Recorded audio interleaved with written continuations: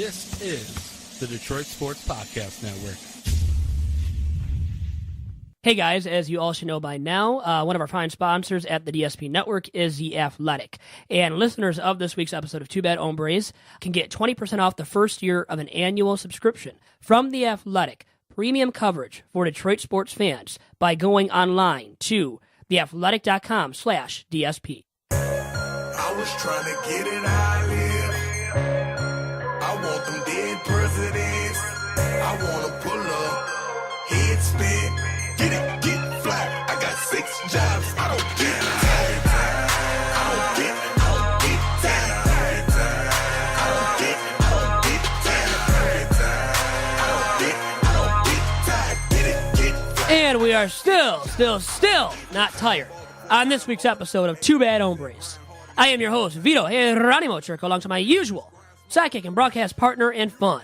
That is the Doc from Doc and Jock, John Charles McElroon. John, we are coming off of a great weekend spent at Little Caesars Arena last weekend. It was fun. First and second round NCAA Tournament action. MSU bowing out, though, early in the second round.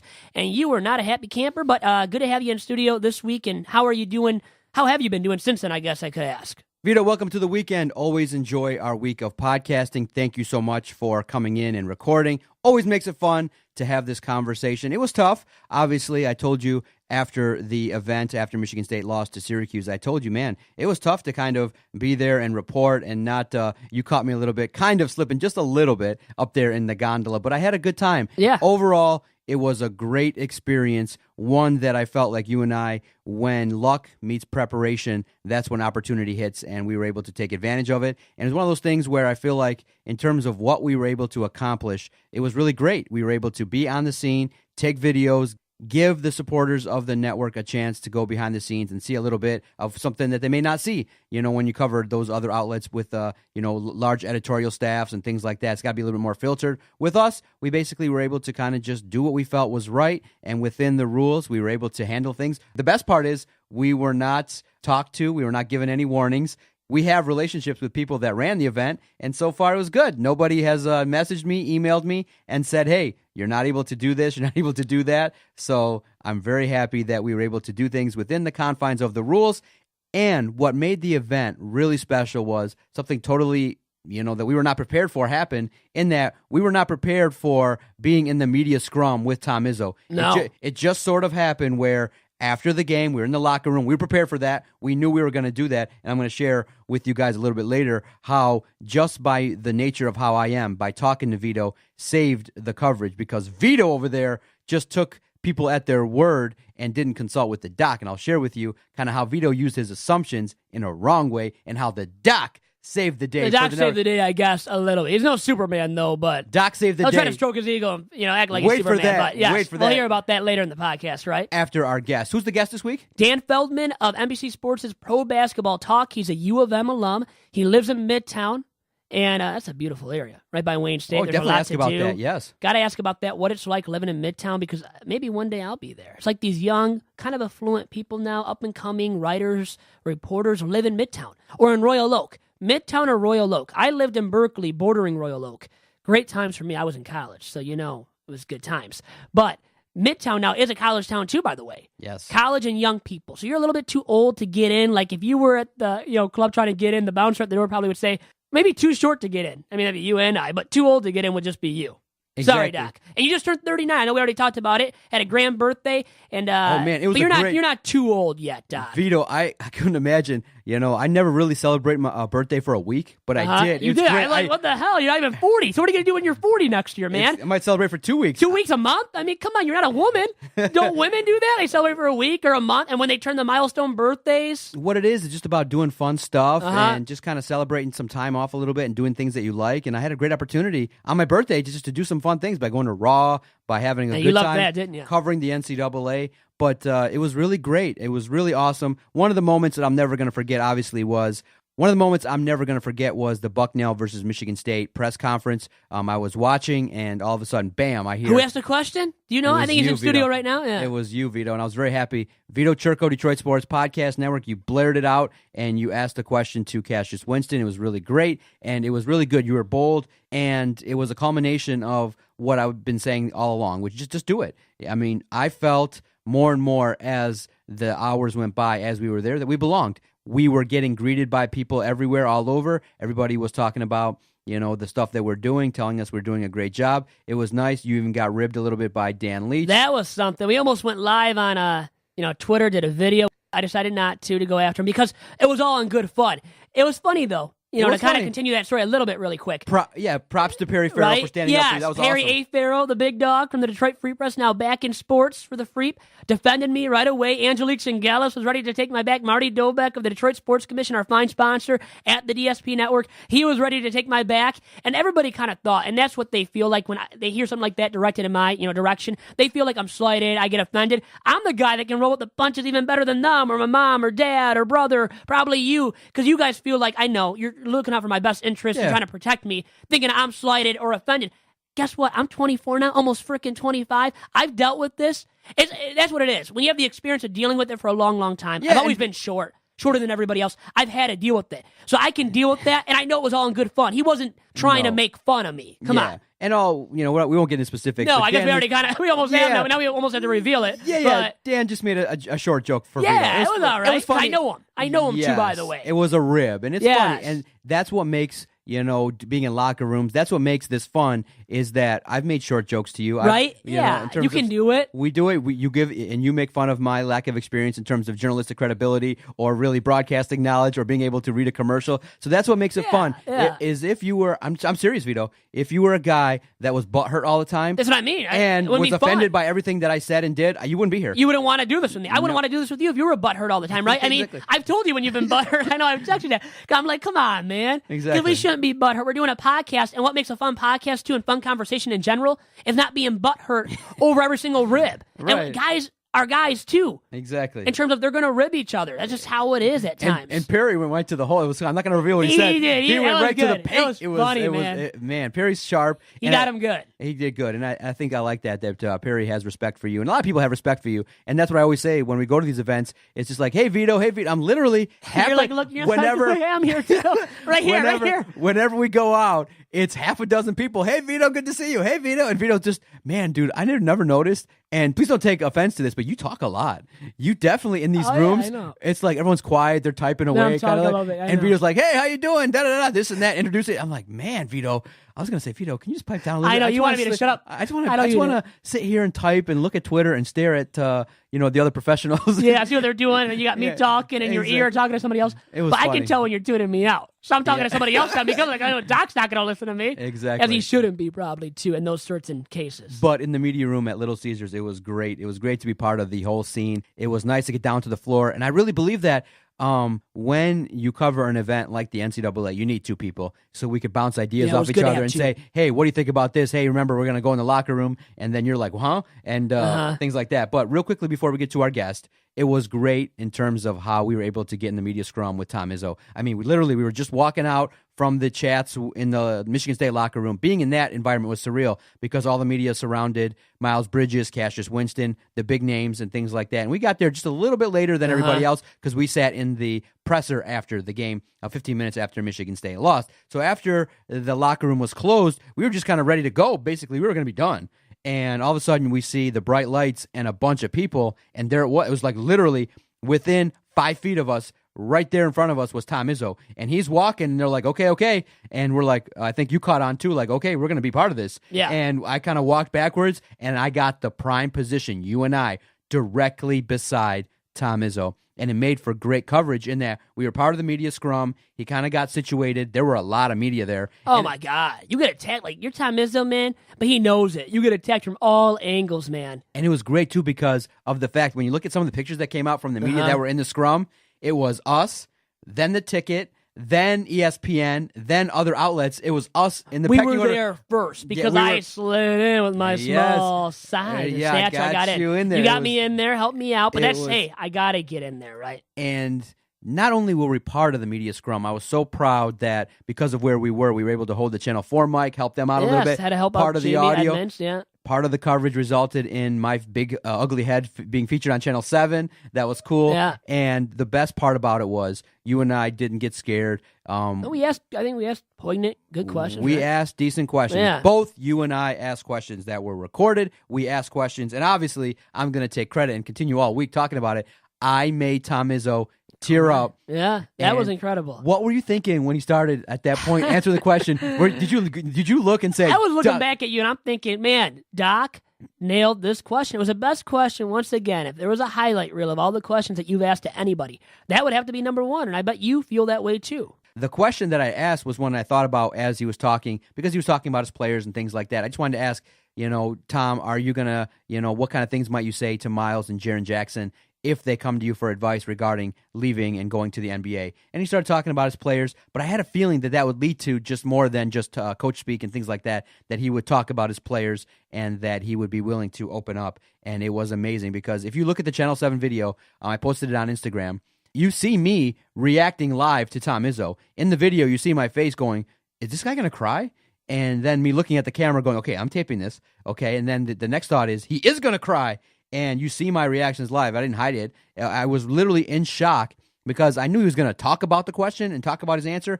I didn't think he would react that way. And it was a moment, and it was one where, as he was doing it, I was slapping your back. I know. I knew while you were doing it. And it was incredible because we didn't expect the tear works, right? Not for that to happen. No, we didn't expect it. You expected the detailed answer, like you said. Yes, I expected it was a good question, and I expected a thorough response, but I did not expect tears. And when it happened, I was like, oh my goodness. And I knew that Justin Rose was taping it as well because of his vantage point. He was way in the back, and he was, I knew my face is right there in the shot. He had his big camera. Yeah, so I made a couple shots as well, and the best part about it was I was in a lot of pictures that I didn't take. Brad Galley, David Harns. I was in the mix, and it just provided for some lovely photos, and I appreciate those that took those photos because anytime that I see my face, it's getting retweeted and liked. You're posting it, you're retweeting it. So if you're listening out there, ding, ding, if this is on, if you want a little bit of free exposure, include the Doc, include Vito in a picture. You're likely to get retweeted to a lot of people. You're likely to get liked, and it might stay on the page. So ding, ding, ding. Free advertising. It was great. I loved it. Every bit of it, Vito. Like I said, the best part about it was the fact that we were in the media scrum and we weren't even planning for it, and we nailed it. We nailed it. It was great. Did. It was great to be there. And I told you on the recap on the network at DetroitSportsPodcast.com, I said, look, always when we're on the scene, we're acting like, we're shocked and happy to be there and things like that, and that's going to stop. We're just going to be media members that go out there when we get the opportunity to be blessed to go cover an event. We're going to go cover the event. We'll be on the scene, and we'll bring people what we think is entertaining from our perspective. So we're going to stop with the whole, wow, look at us. No, we shouldn't be just, acting like, what do you say, the new kids on the block? We're not. I don't want to ever be the new kids on the block. Never wanted to be. But anyways. Exactly. But I was going to say, too, you couldn't see my beautiful face. Where was I? There was a great photo. Find me. It was hard to find me. In Brad Galley's photo, you're in there. You're in the big meeting. You could see something. Yeah. It was kind of funny because you could see you, and I'm right there in front. You can't see me. It was great, though. Anyways, great atmosphere, great experiences overall. Okay, let's get your guest. And we have a great guest. Let's get the guest on the line, and we'll talk more about how I saved the day in terms of the coverage, because Vito was just like, sure, I'm just going to take the advice of all the PR staff. And I'm like, whoa, what the hell are you talking about? So stay with us after the interview. You're going to hear a great story, me ribbing Vito a little bit about what he tried to bring to the table. All right, who's the guest? Dan Feldman? Yeah, but first, here is Dan Feldman going to be joining us of NBC Sports' Pro Basketball Talk. And now joining me on this week's episode of Two Bad Hombres for some fresh feedback is NBC Sports' Pro Basketball Talk writer, Dan Feldman. Dan, long time no talk to. How have you been, by the way? I'm good. How are you? Good to hear from you. I know you're a U of M alum. You live in Michigan, and you told me you live in the Midtown area. That's a great area. There's so much to do. It's vibrant. I would love to live over there. I know you're close to Wayne State. There's so many great restaurants. 2941 Street Food. I know my cousin's restaurant's over there. So many great places to eat and to be a part of. Now, I mean, just tell my listeners and how cool is it for you being, a guy that lives in that area right now? Oh, I love it. I love being back in Detroit. I've lived some different places around the country. I grew up in Michigan, and it's so great to live here. Detroit is an awesome, awesome city. I've always thought that, and it's a blast. So, you know what? You're a U of M alum once again. And how much were you grinning from ear to ear when you saw freshman Jordan Poole knock in that shot, game winner from the right wing. It was, contested. It was from way downtown. I mean, how much were you grinning from ear to ear? And did you really expect that to happen at that point in the game against Houston on Saturday night? I had a little bit of hope going into the possession, but Marr dribbled into a double team. I'm like, oh, that's it. They snuffed it out, because you see over and over again in those situations, teams have one option. They get it right to the guy they want to shoot. And sometimes the defense collapses on him. Sometimes it doesn't. But this time it did. And, that's usually it. And he passed it. I'm like, oh, no, there's not enough time. And it was such a good play, a creative play. Those are low percentage chances. But to give yourself the best chance, that's what John Beilein did. Put everybody in position to succeed. Everybody executed from the inbound pass to the second pass. And then obviously the shot, just incredible. No matter how the rest of the tournament went or goes, that was just a moment that Michigan fans are going to remember forever. But you know what? 2 straight Big Ten tournament championships, 2 straight Sweet 16 appearances for U of M under the leadership of John Beilein. Honestly, with MSU bowing out early to Syracuse on Sunday at Little Caesars Arena, it seems like to me, John Beilein is Mr. March now. It's no longer Tom Izzo. Dan. Well, relative to Izzo, he might be Mr. February, Mr. January, Mr. December, and every month. I mean, look at State. State lost twice to Michigan. They didn't even have to play him in Ann Arbor this year. And then especially the way Izzo coached against Syracuse, I do think Izzo is a very, very good coach. Like, I'm not going to say anything bad about his coaching ability overall, but that game against Syracuse was one of the worst games I've ever seen him coach. His inability to adjust at all to the zone, pulling out his good offensive rebounders, having Ben Carter in the middle of that zone not really working out instead of Miles Bridges or Jaren Jackson or somebody with a little more talent. There's no knock on Carter, but somebody more talented. I mean, just all the decisions he made were just baffling. And look at Beilein. I don't know how great he has been overall this March. The offense has stalled. The defense is really what's carrying them. A somewhat lucky shot that Beilein gets credit for drawing up. Like, Beilein has this team doing a lot more than the Spartans. I think he is looking like the best coach in the state right now. But that's in part because his team's won, it's part because of defense. And you got to give Beilein credit for hiring a very good assistant coach who turned around the defense. And I think Beilein is going to look even better this weekend. I hope where the team makes the biggest improvements are offensively, where Beilein specializes a little more. So I'm not ready to say that he is the best coach in the state, but man, he's looking like it right now. He is. And, once again, because now Izzo has bowed out before the Sweet 16 round 3 straight seasons. I mean, that's pretty telling. And I think it's swaying in the direction of John Beilein being Mr. March, and 11 wins in a row for U of M. Does the winning continue against Texas A&M? Man, so you're going to set me up on this one, huh? Because this is going to come out after the game. I know. So what do you think? Will the winning continue even after A&M then as well? Yeah, I hope so. I mean, I think Michigan is a slightly better team than Texas A&M. I think Beilein is a provenly good tournament coach, and I think that's kind of its own skill set. So I would think Michigan would win, but it's not dramatic. I mean, I put their chances slightly better than a coin flip. I wouldn't be surprised if they lost. But no matter how that game ends up, this is already a good, successful season. At one point, it looked kind of destined for the NIT. The way everything turned around, I'm thrilled with the season. The players, the coaches, everybody should be thrilled with how the season went, no matter what happens from here. But I do have hopes that they could go a lot further. They are the highest seed on their side of the bracket left. And the best defense remaining. Not the greatest offense, like you said. And the offense has been struggling so far, but the defense has been terrific. And what's encouraging, I mean, the defense has been, absolutely. They're so good at taking teams out of rhythm. But what's encouraging with the offense is it can hit some really high peaks. This can be a capable offense. It's not like they've struggled all year. They've had too many down moments to really call them a very good offense or anywhere near that. But when they're flowing, when the shots are falling, they move the ball well enough. And the big thing for them offensively, the very biggest thing, is getting into quick offense. It doesn't have to be a fast break, but even semi-transition, the quicker they can get into their offense, by far the better they are, this team in particular. It's true of all teams, but I do think the effect is greater with this team. When all those things are going, their offense can look very good. They have a very high offensive upside, which is different than some of the other middling offenses still in this tournament. Now, Dan, I'm curious, a lot of people have debated with us regarding the volatile nature of the bracket. Are you okay with all the upsets? Do you like the volatile nature, not really knowing? I mean, you said it. An entire side of the bracket doesn't even have, a lot of the top seeds left. But in terms of appeal, do you like the fact that maybe some teams are advancing that maybe not a lot of people know about? Yeah, I mean, me personally, sure. And probably, I would guess you guys too, right? Because we're all basketball fans, we're all into it.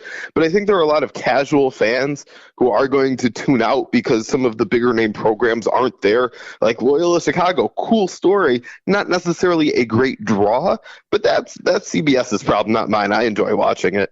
Yeah, you know what? I think for me, I live on the upsets. I want to see that I embrace the underdog. And if you embrace the underdog mentality, then you're going to love what's happened in this year's tournament so far. And it's the beauty of March Madness, in my opinion, Dan.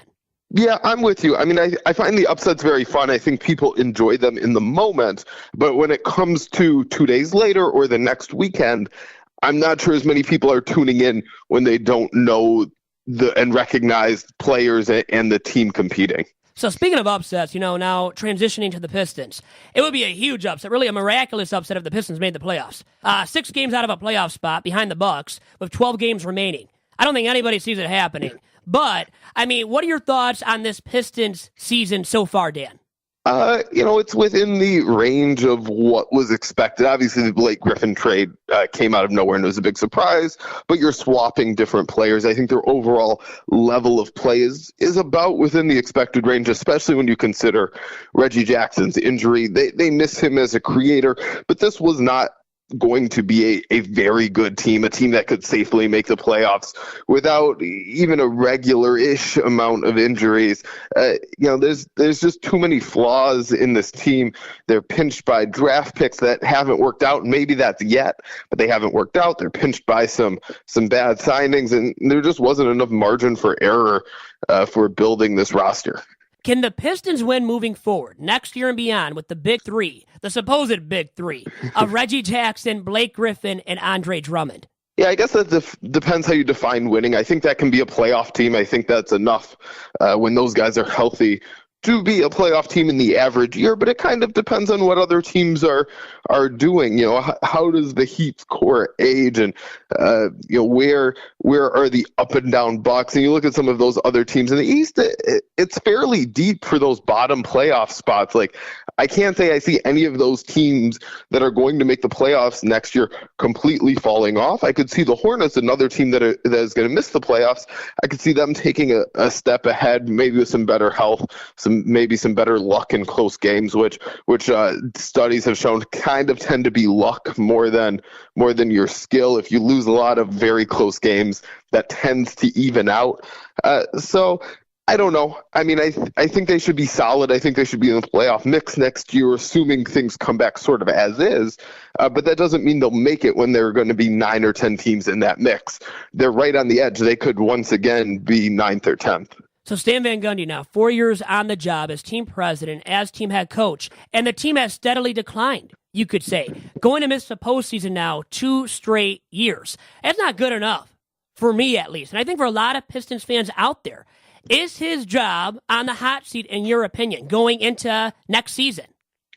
Well, owner Tom Gores recently said Stan Van Gundy is a team player, and he said that multiple times and really emphasized that. And I can't speak what Gores meant. I'm not in his head, but I'll tell you absolutely how I took that was Stan Van Gundy is willing to step aside as president and remain coach.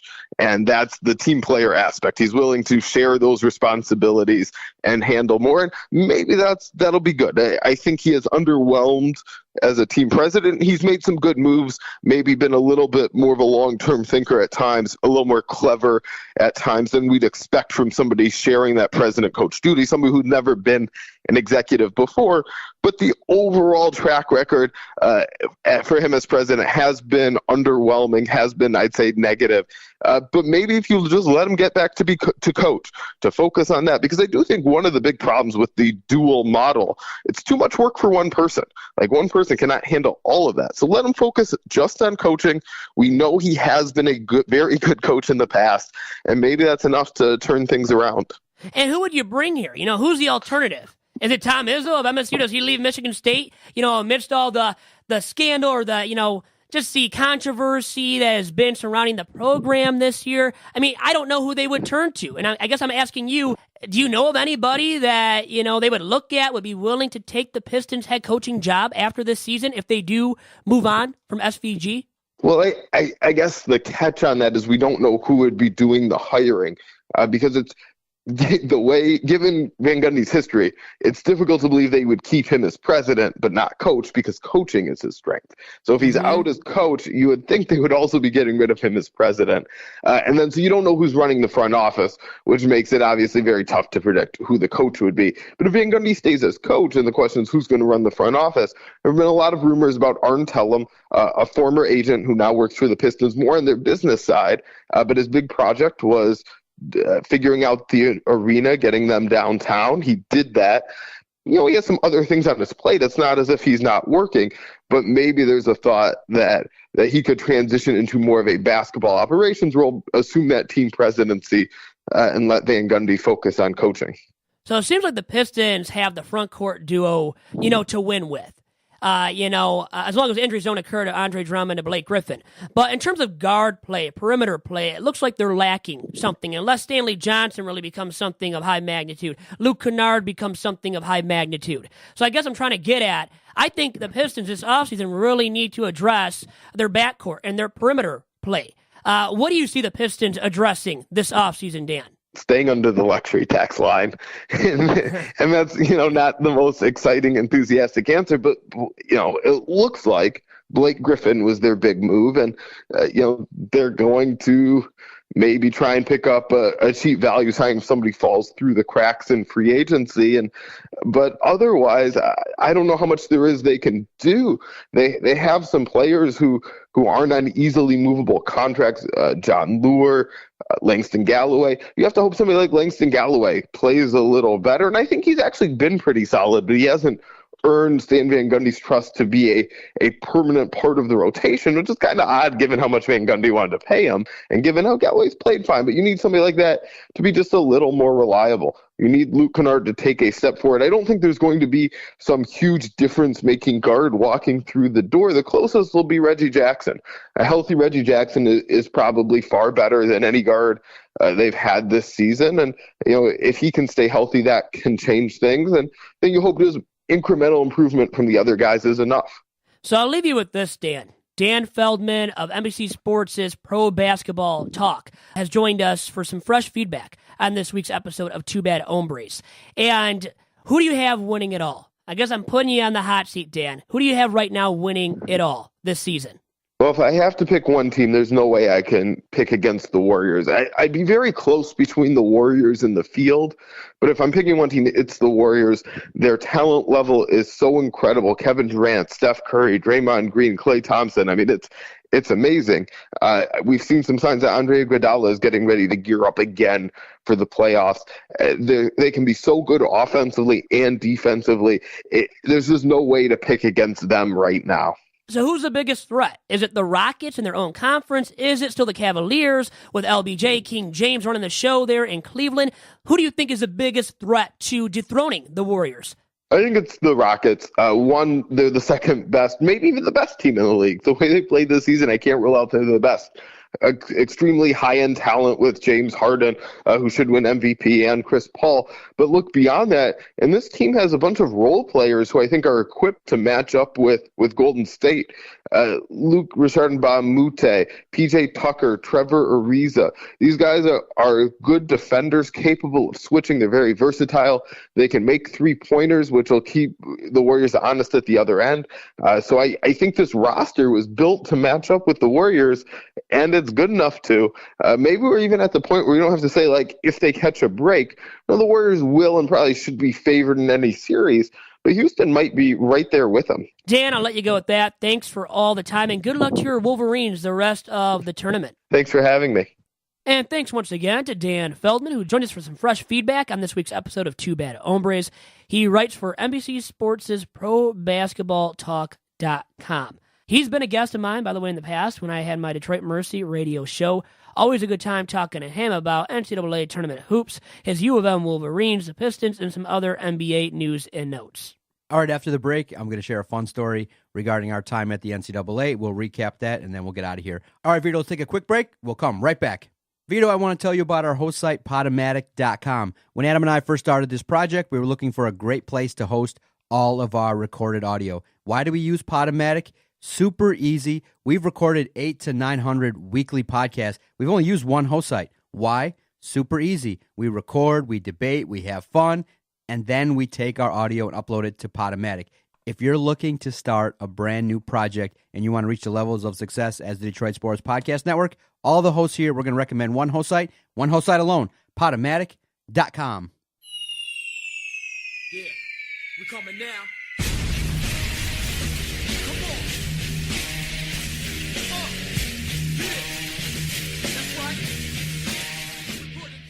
And back here on Two Bad Hombres, and Doc, you had a little anecdote you wanted to share from our weekend last weekend at Little Caesars Arena. Yeah, it was great because of the fact that, behind the scenes a little bit, obviously when you're going to go cover an event, the people that are involved are going to talk, they're going to plan, they're going to break down what they want to air, what they want to kind of look at, what storylines are out there.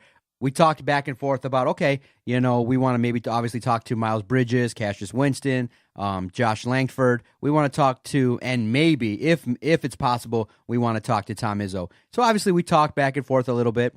And so after the first game, we watched Purdue enjoy their victory versus Cal State Fullerton. And then we're sitting in the presser just waiting because there's like a 5 to 10 minute window. After the game, we get down and we're talking, and I'm like, okay, so there's an opportunity for us to go in the locker room. I want to be able to do this. So we're going to go talk to Purdue. We're going to go do that. And then when Michigan State plays, I want you to go do this and that. And I want you to, take the microphone, make sure it's ready. And I'll just kind of prepping you, kind of just going through. And you look at me and you're like, there's no locker room access for Michigan State.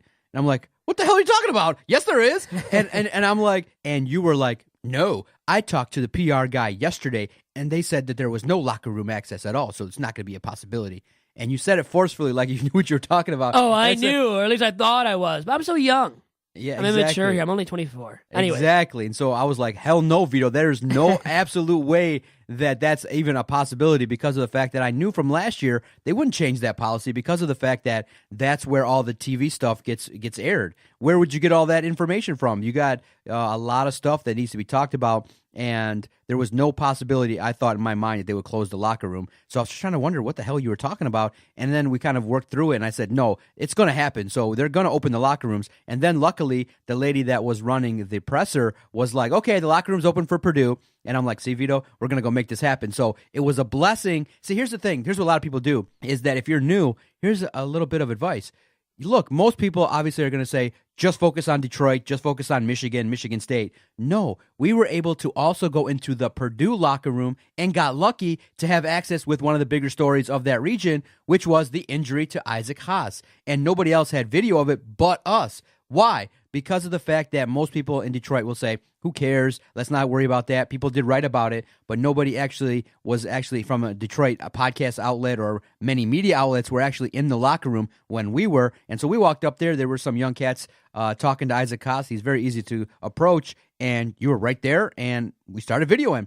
And he actually told you a little bit about his elbow, and you used that obviously as a little bit of practice to being comfortable in the locker room. We knew somebody that let us in. It's kind of interesting how sometimes this small world, we knew somebody that was at the door. So obviously it was a smooth sailing getting into the locker room. We were able to interview Isaac Haas of Purdue. And actually, you were able to ask the most pertinent question regarding his elbow, and that he wanted to stay part of the team, but unfortunately, it's tough regarding rules and regulations regarding elbow pads. But he was ruled out for the tournament, and we were one of the first outlets to talk to him and air the video. So it's cool because you got that experience to go in the locker room, see what it's like, because that's probably obviously the first time you've been in a college locker room and asking questions. So it was cool. It provided us the opportunity, and then obviously you had the chance when Michigan State won to go into the locker room, see what it's like, get a comfortable vibe, and that's what you want to do. Is you want to be able to ask questions. Now it's hard because the staff there, sometimes I know I saw you and I both try to ask a little bit of questions,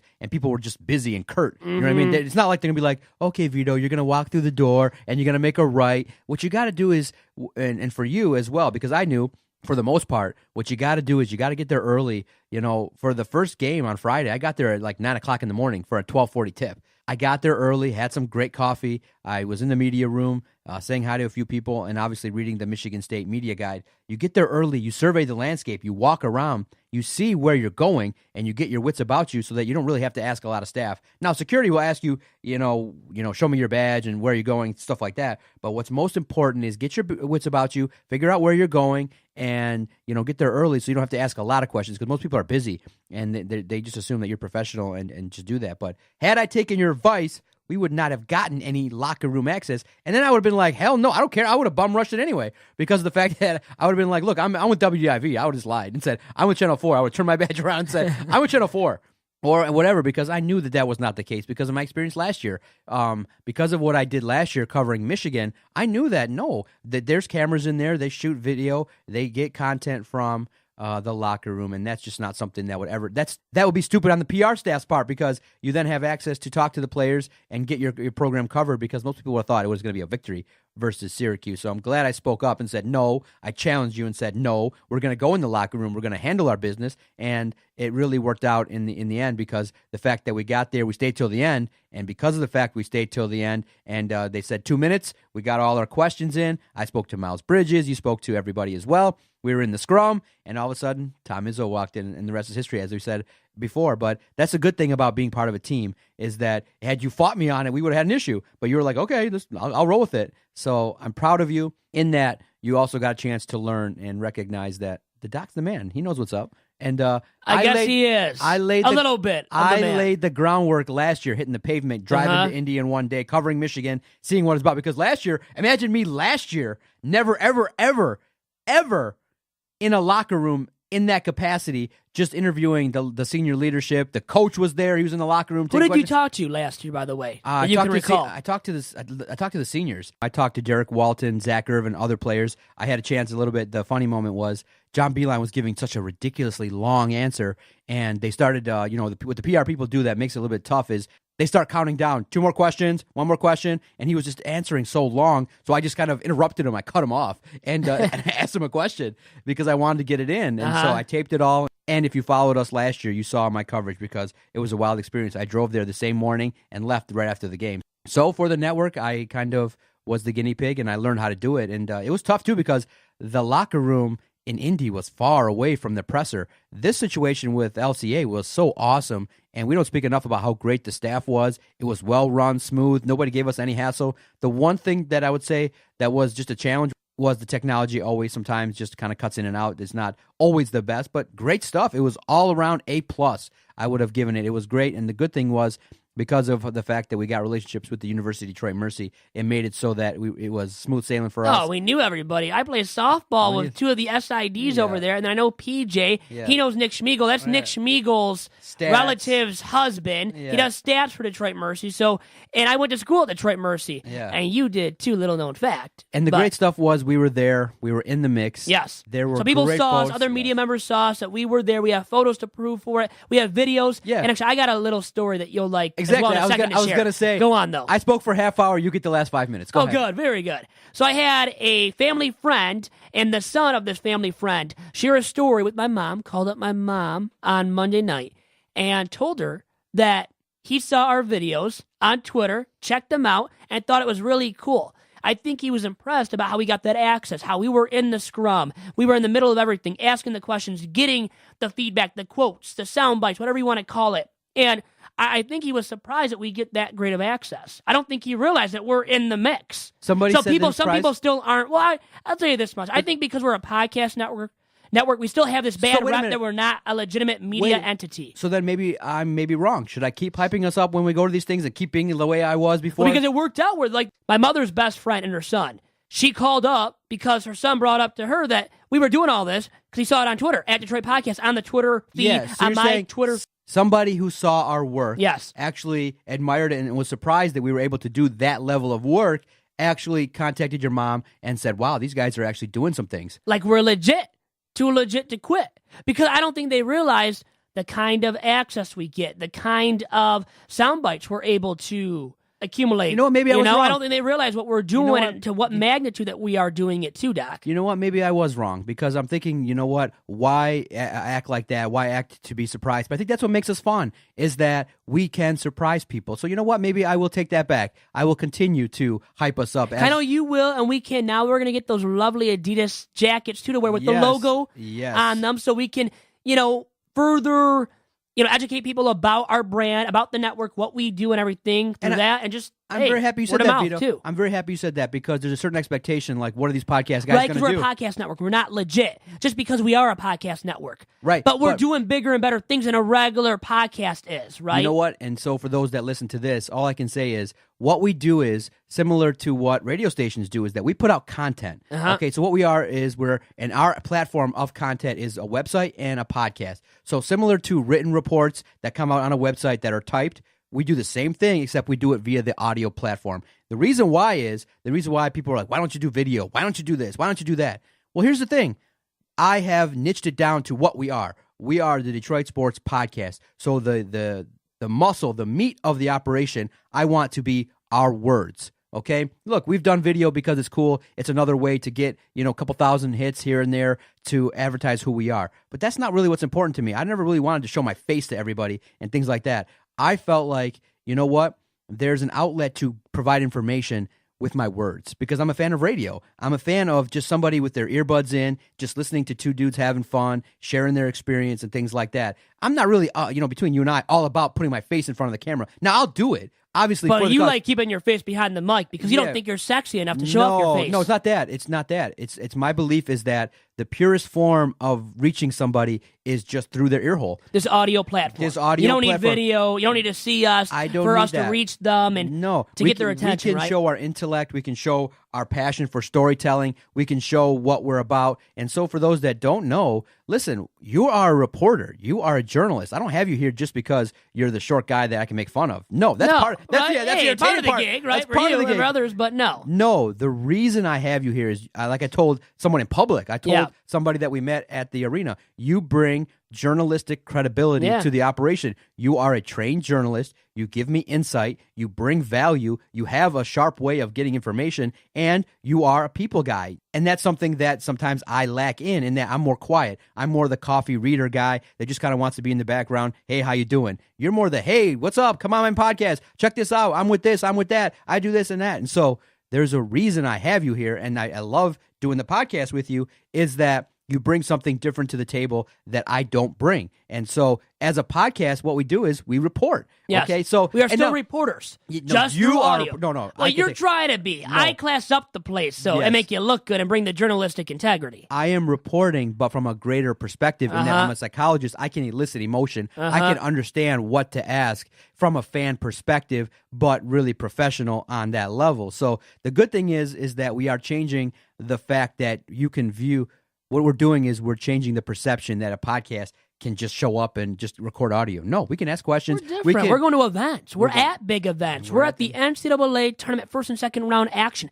Yeah. It's a Who else is there? No other podcast network in the state. Probably, honestly. What do you think to try it? Even outsiders from outside the state that were there for Purdue or Butler. Were they there? Were they podcast networks? No. I don't think so. And we might have been the only podcast network there, Doc. Yeah. Think about that, too. Yeah, and the best part was you verbalized it to everybody, to the nation. And it's right? archived. It's out there. It's out archived forever, right? It's archived forever. Yeah. And what I'll do is I'll clip it and I'll play it as an intro. Vito Churko, Detroit Sports Podcast. It came out clearly. I loved how it came out. That's how I wanted it. That's how you wanted it. The spread to the masses, and we just have to continue spreading the word. But I think we're more well-known now, too. Yeah, could we have done anything better? I mean, the thing is, the tournament won't be back here next year. Yeah. So, because I would like to say, let's do it bigger and better. Can always do it bigger and better. Get more audio. More. Maybe put it up quicker. Maybe get more audio from Tom Izzo. Something like that. More with him, maybe. More with, John Beeline's here one day. More with him. But I don't know, Doc. I think we did a really top-notch job. For our first time, we excelled. We passed the rookie test with flying colors, in my opinion, and we impressed. And we have to just continue to impress, because when we let our guard down, guess what? Then people start perceiving us once again as people that record audio in our mother's basement, right? Because that's the bad rep that podcasters have. That, you're doing it from your mother's basement, and you're not legit, and that's all you can do. You're not a people person. You can't go out there, mingle with other media members, with the players, the coaches that really matter, that people want, audio from, want to hear what they have to say. Well, we're doing that now. We're out there. We're covering these events. So we've become bigger and better. But once again, when we let our guard down, guess what? Our reputation goes downhill. And back to the reputation of being people that can't talk to males, females, anybody. Just are good at recording audio from our mother's basement. And that's not the rep we want to have. And I think we've gotten away from that rep. We have, at least. Other podcasters maybe haven't. But because we're seen now out there covering these events, there's a video of us asking these questions to Miles Bridges. Michigan State's go-to scorer. He might be a lottery pick. The Reggie Jackson. I got audio from him after MSU beat Bucknell on Friday night in the first round of NCAA Tournament action at Little Caesars Arena. I got audio of him, of Miles Bridges. We got video of Miles, of Cassius Winston, of Josh Langford, of Tum Nairn, of all these different dudes, audio and video. So we're in the locker room. We're amidst the fray of media members. We're legit media members now. Yeah. We're not just run-of-the-mill guys.